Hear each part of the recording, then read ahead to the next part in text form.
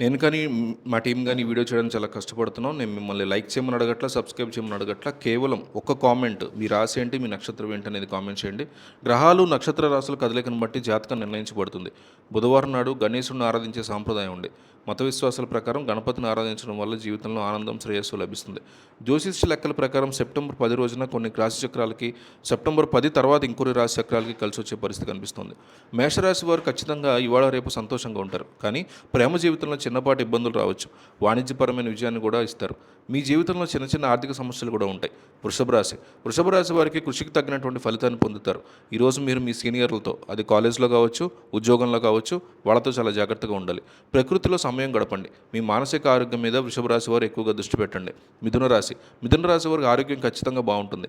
వ్యాపారవేత్తలు తమ ఖర్చుల విషయంలో జాగ్రత్తగా ఉండాలి. భాగస్వామితో విడిపోయే పరిస్థితి తలెత్తొచ్చు మిథున రాశి వారికి. కాబట్టి మీ జీవిత భాగస్వామితో వాదించడం మానుకోండి.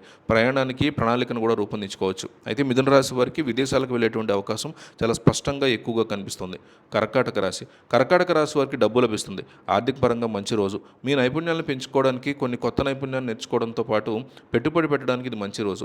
ఉద్యోగాలు ఉన్నవారు పురోగతి, అలాగే ప్రయోజనాలు కూడా చాలా జాగ్రత్తగా చూడొచ్చు. సింహరాశి వారు తమ లక్ష్యాన్ని సాధించలేకపోవచ్చు. ఖర్చులు పెరగచ్చు. మీ బడ్జెట్ గందరగోళానికి గురవుతుంది. ఈరోజు సింహరాశి వ్యాపారవేత్తలు కష్టపడి పనిచేయాల్సి ఉంటుంది.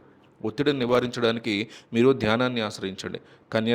ఈరోజు కన్యారాశి వారు వ్యాపారానికి సంబంధించిన కొన్ని శుభవార్తలను పొందొచ్చు. అదే సమయంలో కొంతమంది వ్యక్తుల సంబంధాలతో కొన్ని స్వల్ప తగాదాలు ఉండొచ్చు. వీటిని మాట్లాడడం ద్వారా తేలిగ్గా పరిష్కరించుకోవచ్చు. పిల్లలతో ఎక్కడికైనా వెళ్ళాలని ప్లాన్ చేసుకోండి.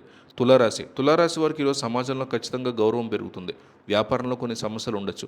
వీటిని మీరు మీ అవగాహనతో తేలిగ్గా పరిష్కరిస్తారు. వ్యాపారంలో పురోగతి సాధించే అవకాశాలు ఉన్నాయి. ఆరోగ్యం కూడా బాగుంటుంది. తులారాశి వాళ్ళకి విదేశీయానం అనేది చాలా స్పష్టంగా ఈ వారం కనిపిస్తుంది. వృశ్చిక రాశి, మీరు మీ భాగస్వామితో మీకోసం ఆశ్చర్యాన్ని ప్లాన్ చేయవచ్చు. మీ వ్యాపారంలో ఆర్థిక లాభాలు పొందే అవకాశం ఉంది.